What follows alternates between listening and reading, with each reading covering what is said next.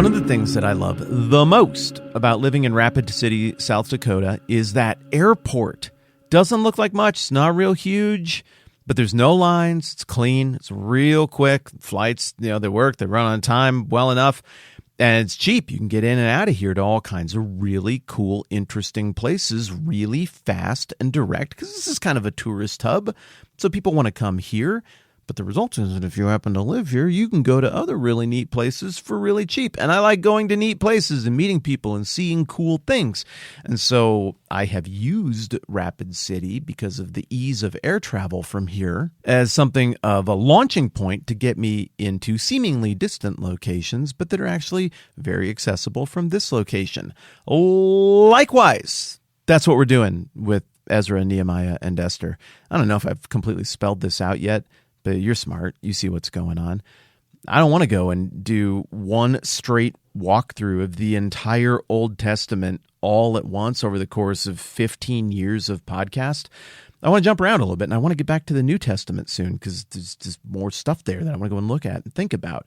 But we got to strengthen the base. We got to go and dive deeper into the Old Testament stuff before we go and do New Testament stuff. And so when we got done with season 1 of this podcast, which was massive, 800 episodes on the book of Matthew, I thought to myself, okay, well, let's do the one book per day kind of survey thing. That'll strengthen our base of operations here. That'll give us a chance to go from one location out into several others. But then when we're done with that, let's do some shorter Old Testament stuff, specifically Esther and Nehemiah, and we're going to be back to the New Testament next. I'm not telling you where yet, but the next season will be New Testament. But you see what we're doing, right? We're treating these really 3 books, Ezra, Nehemiah, and Esther, like I treat the Rapid City Airport. Yeah, technically I live in this one little place, but that airport facilitates travel all over. Yeah, technically we're in Ezra, Nehemiah, and Esther over the last couple of seasons. But these books chronologically are happening at the end of the Old Testament. And so all the storylines and story arcs of the whole Old Testament come forward into these books, and we can use them as a launching point, both to understand the setup for the New Testament and when we get Jesus on the scene and all of that, but also we can use them to bounce all over the place like a good quality fast service regional airport into the Old Testament to get all of these stories and understand better all of these little important details that undergird the grand historical redemptive narrative of everything. So I love opportunities like what we're being presented in Nehemiah 1 with Nehemiah's prayer, because it allows us to go and dip into something quickly that is really important to our larger understanding. So yesterday, we're looking at Nehemiah's prayer, and he's quoting stuff God said a long, long time ago back to God. It looks like Nehemiah is trying to activate a clause, a promise that God has said he would deliver on. God said in Deuteronomy 30, if your hearts get right, even if it seems like things are totally broken, years from now, things are totally wrecked. Big paraphrase is mine, but this is just, if your hearts get right, yeah, I'll fix things. I'll reconnect you with this land that is connected to my relationship with you. I will do that, even if things seem really busted up. So the first part of Nehemiah's prayer is him saying, here's how my heart is. It is like how you said you would want our hearts to be if we were truly repentant and wanted to be right with you, even after great calamity and many years of getting it wrong. That's how my heart is, and I think implicitly, please help my heart to be more that way and all of our hearts to be that way. And then part number 2 of his prayer is, and in keeping with our hearts being that way, would you do the thing that you said you would do and solidify this repatriation, this restoration that you have been chipping away at here over the last 100 years. Let us get to the finish line in rebuilding the people and rebuilding the physical place as well. And you got to understand that the way this is phrased, remember the instruction you gave your servant Moses saying, that's Nehemiah 1:8 in the middle of this prayer. Remember, this isn't like some kind of thing where crazy Bible scholars are like, well, I think maybe this is evocative of this, or if you look really closely at the way he phrased it in the original Hebrew, it could be a nod to this other. No. He says exactly what he's referencing. Remember that promise you made to Moses, and these were the exact words of it? Remember that one? So we know exactly what he's pointing to, and it is Deuteronomy 30, as I did not know off the top of my head and discovered along with you yesterday. But that is not the only time in the Old Testament that clause is brought up by God. In 2 Chronicles, really the first 7, really about the first 7 chapters of 2 Chronicles are an account of the early reign of King Solomon, the son of great King David, and Solomon's building and dedication of the temple. Now, if you're thinking, isn't the dedication of the temple stuff, isn't that in a different book of the Bible? What are you talking about? Well, we're both right, because this story gets told 2 separate times. So this is kind of the way you got to remember it in big sweeping terms.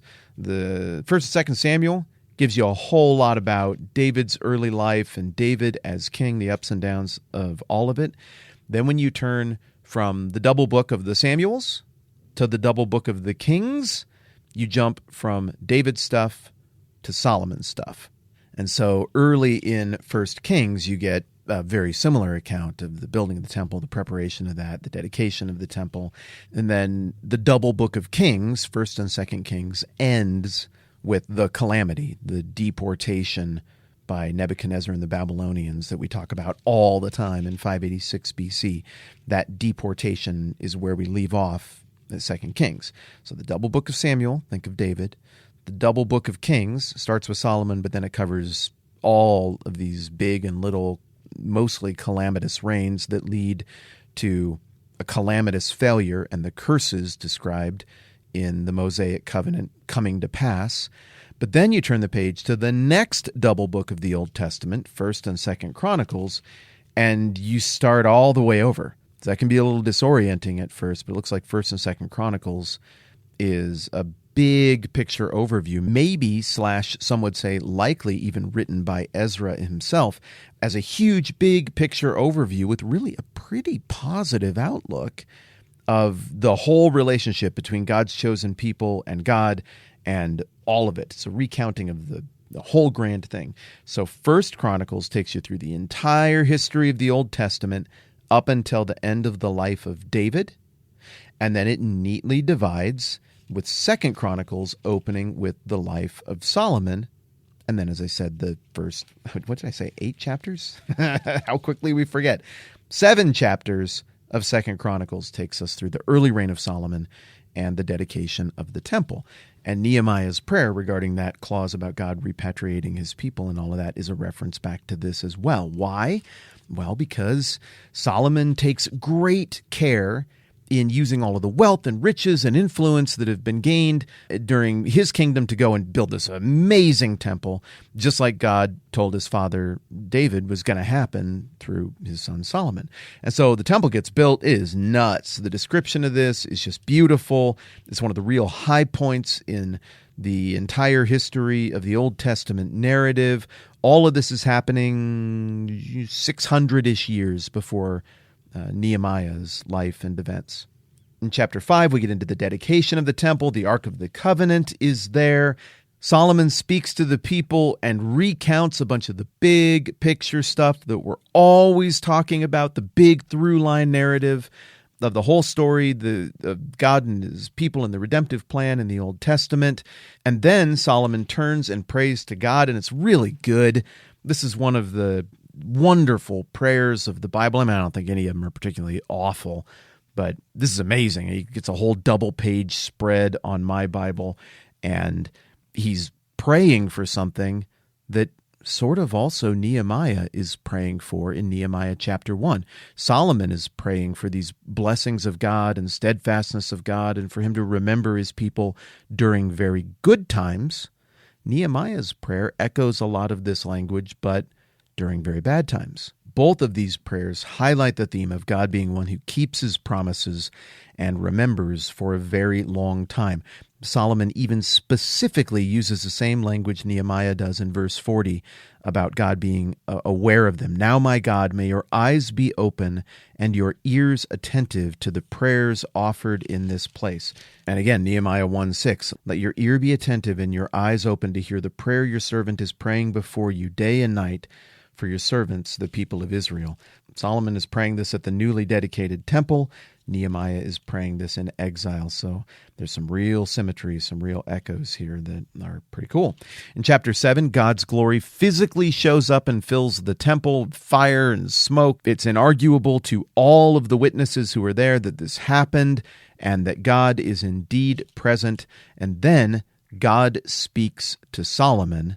And tomorrow we're going to look at exactly what God said to Solomon after all of these amazing events and this incredible dedication and the initiation of a building that has a legacy that would last far, far longer than the 35th Street Burger King in Greeley, Colorado. We'll go and we'll look carefully at those words from God in 2 Chronicles 7 and consider what Nehemiah is making of those in his prayer in chapter 1. Again, all of that tomorrow. All right, I'm Matt. This is a 10-Minute Bible Hour podcast. Let's do this again soon.